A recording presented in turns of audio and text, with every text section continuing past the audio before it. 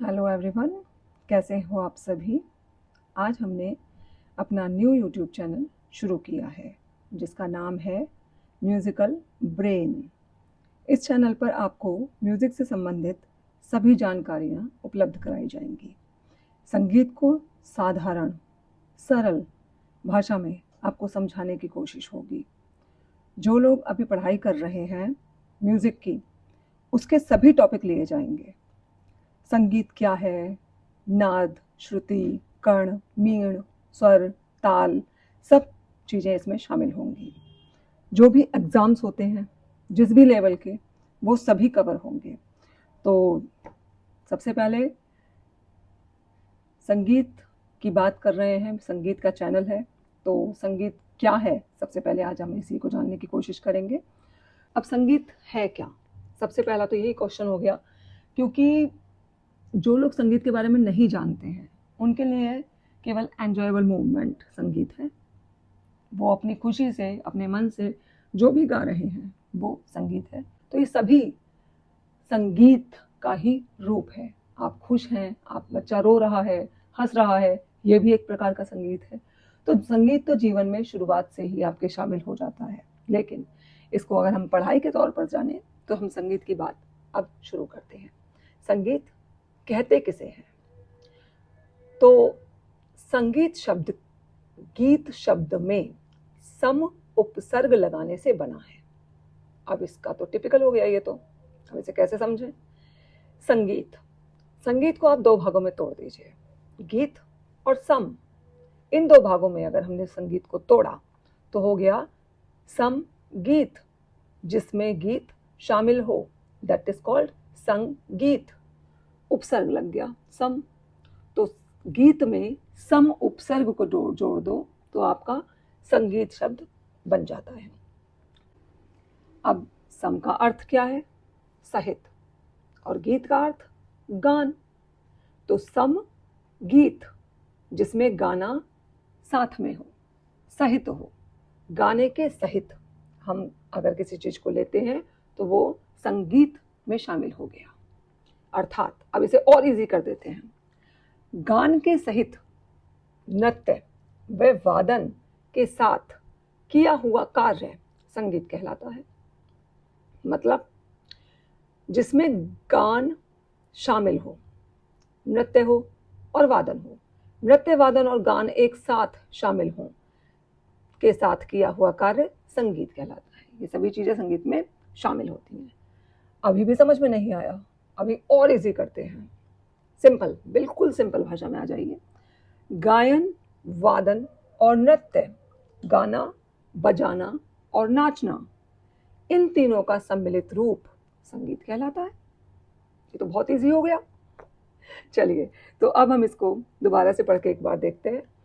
Simple भाषा में, गायन, वादन और नृत्य, इन तीनों का सम्मिलित रूप संगीत कहलाता है। अब हमें समझ में आ गया कि संगीत है क्या। तो इसकी परिभाषाएं भी बड़े बड़े विद्वानों के द्वारा दी गई हैं। शाळंगदेव के संगीत रत्नाकर के अनुसार, अब शाळंगदेव की कौन सी वाली बुक है? यहाँ पे आपको एक बुक भी नाम याद आ रही है, संगीत रत्नाकर, शाळंगदेव की। रत्नाकर के अनुसार क्या बोले वो? गीतम वाद्यम तथा नृत्यम त्रयम संगीतमुच्यते। गीतम यानी गाना, वाद्यम यानी बजाना, तथा नृत्यम यानी नाचना। गीतम वाद्यम तथा नृत्यम त्रयम माने तीनों, संगीतमुच्यते संगीत कहलाता है। तो गीतम वाद्यम तथा नृत्यम तीनों, त्रयम संगीतमुच्यते। अर्थात अब इसका भी इजी रूप देख लीजिए, गायन, वादन तथा नृत्य का समावेश ही, समावेश माने किसमें शामिल कर देना, समावेश ही संगीत कहलाता है। तो हमें शाळंगदेव की संगीत रत्नाकर की बुक याद हो गई। शाळंगदेव की कौन सी वाली बुक है? संगीत रत्नाकर है। इसके अंदर उन्होंने क्या लिखा है कि गीतम वाद्यम तथा नृत्यम त्रयम संगीत मुच्यते, ये उन्होंने लिख दिया है इसके अंदर। अब इसकी अगली बात करते हैं। इन तीनों विधाओं में गायन को सर्वश्रेष्ठ माना गया है। अब अगले विद्वान ने क्या कहा? याज्ञवल्क्य जी के अनुसार हम बात कर लेते हैं। संगीत एक प्रकार का योग है। अब इन्होंने इसे योग ही बना दिया। योग क्यों है? क्योंकि ये रियाज मांगता है। और रियाज कैसे मांगता है? स्वर साधना। स्वर को आप जितना लंबा खींचोगे, जितना स्ट्रेच दोगे, जितना कंफर्टेबली गाओगे, तो वो वही आपका संगीत अच्छे से अच्छा होता जाएगा। तो ये हुआ आपका संगीत एक प्रकार का योग है। यहाँ पर हमने सीख लिया, कितनी बातों को हमने सीखा। यहाँ पर हमने सीखा संगीत क्या है, आपको आंसर क्लियर हो गया। गायन, वादन और नृत्य, इन तीनों का सम्मिलित रूप संगीत कहलाता है। सिंपल। अब इसमें से हमने दो परिभाषाएं याद करी। किस किस की दो परिभाषाएं याद कर ली? एक तो शालंग देव की, गीतम वाद्यम तथा नृत्यम त्रयम संगीत मुच्यते। दूसरी याज्ञवल्क्य जी की, संगीत एक प्रकार का योग है। तो हमारे जो संगीत क्या है, संगीत किसे कहते हैं, ये हमारा क्लियर हो गया है पॉइंट। अब हम बात करते हैं संगीत जब कोई चीज होती है तो वो प्रकार भी रखती है। अब संगीत की भी ऐसे ही पद्धतियां हैं। कितनी पद्धतियां क्या बोलेंगे हम, कि हम किस शैली का यूज करते हैं। जैसे हिंदी की देवनागरी लिपि है तो हम हिंदी में कौन से साइन लगाते हैं, पंजाबी की गुरुमुखी है तो पंजाबी में हम कौन से साइन लगाते हैं। इसी प्रकार से संगीत की पद्धतियां क्लियर होती हैं। उत्तरी संगीत पद्धति, हिंदुस्तानी संगीत। हिंदुस्तानी संगीत यानी उत्तर की साइड में जो हमारा संगीत यूज होता है वो उत्तरी संगीत पद्धति है, और दक्षिण में जो होता है वो कर्नाटक संगीत है। तो हिंदुस्तानी संगीत और कर्नाटक संगीत, ये दो तरीके के हमारे इंडिया के अंदर संगीत पद्धतियां लागू हैं, जिनके कुछ कुछ जो निशान हैं वो डिफरेंट हैं। अब हम इन्हें कैसे समझें? तो हिंदुस्तानी संगीत पद्धति हमारे उत्तर की साइड यूज होती है, और कर्नाटक संगीत पद्धति ये हमारी दक्षिण की साइड यूज होती है। इंडिया के दो भागों में, उत्तर और दक्षिण। अब इन्हें ऐसे डिवाइड कर दिया गया है कि हिंदुस्तानी संगीत पद्धति और कर्नाटक, हिंदुस्तानी संगीत और कर्नाटक संगीत, ये दो भागों में इनको डिवाइड किया है। अब इन पद्धतियों के कुछ निशान हैं, जो कि निशानों में डिफरेंस होता है। जैसे भी मैंने आपको बताया, देवनागरी और गुरुमुखी में निशानों में डिफरेंस होता है, जिसकी वजह से चीज़ें अलग अलग पहचानी जाती हैं। इसी प्रकार इनमें डिफरेंस है, और वो डिफरेंस आपको अगली वीडियो के अंदर क्लियर किया जाएगा। अब हम बात करते हैं, क्योंकि हम संगीत की बात कर रहे हैं, अभी हम निशानों की बात नहीं कर पाएंगे, तो इसे हम अगली वीडियो में कवर कर लेंगे। संगीत के विविध प्रकार। अब हम आगे चलते हैं, संगीत के विविध प्रकार। अब प्रकार का क्या मतलब समझें? टाइप्स। प्रकार का मतलब टाइप्स। कितने टाइप का संगीत है? शास्त्रीय संगीत। शास्त्रीय संगीत क्या है? शास्त्रीय संगीत जिसमें हम लोग स्वर जानने की कोशिश करते हैं, स्वर को कितने कालों में बांटना है उसकी कोशिश करते हैं। तो शास्त्रीय संगीत, जो हम लोग रागों की पढ़ाई कर रहे हैं, वो सभी हमारे शास्त्रीय संगीत के अंदर शामिल हो जाएंगे। नियमों में बंधा हुआ है। क्यों? क्योंकि यहाँ पर डिवाइडेशन होता है, 4 4 4 4 3 4। तो ये हम लोग डिवाइडेशन जो रागों में सीखते हैं कि 4 मात्राओं में लेना है हमें, 3 मात्राओं में लेना है हमें, इसको हमें कवर करना होता है। ये हमारा शास्त्रीय संगीत कहलाता है। ये फुल्ली नियमों में बंधा हुआ टोटली होता है।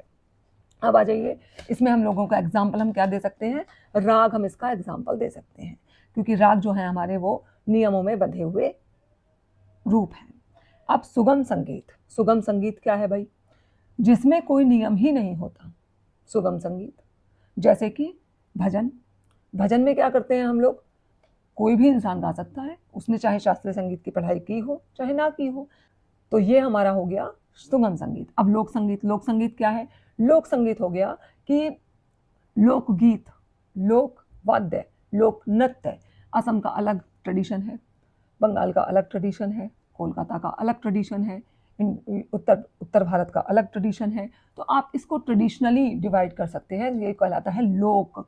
लोक का मतलब हो गया स्टेट वाइज स्टेट चेंज होता हुआ संगीत। तो ये लोक संगीत हो गया। चित्रपट संगीत। चित्रपट संगीत का मतलब हुआ फिल्मी संगीत। फिल्मी, चित्रपट का मतलब फिल्मी। तो चित्रपट संगीत फिल्मी संगीत कहलाता है जब किसी भी गीत का प्रयोग सिनेमा में हुआ हो। तो सिनेमा मतलब फिल्म्स, फिल्मी जो जगत है, उस जगत में अगर हमारे किसी भी संगीत का यूज हुआ हो तो वो फिल्मी संगीत कहलाता है सकता है। तो इन तीनों के मिश्रण को जब तैयार किया जाता है तो वो बन जाता है फिल्मी संगीत। तो इस प्रकार से हमने जानने की कोशिश की है कि संगीत की पद्धतियाँ कितनी है। तो इंडिया के दो भाग में बांट दो। इंडिया को दो भाग में बांटोगे तो उत्तर और दक्षिण में बांटोगे, तो हिंदुस्तानी संगीत पद्धति और कर्नाटक संगीत पद्धति, ये दो बन जाएंगी। इसके बाद संगीत के प्रकार कितने हैं? तो भाई संगीत के 4 प्रकार हैं, शास्त्रीय संगीत, सुगम संगीत, लोक संगीत और चित्रपट संगीत। इन 4 भागों में हमने संगीत के प्रकारों को रख दिया गया है। तो इस प्रकार हमारी आज की वीडियो यहाँ पर हम समाप्त करते हैं।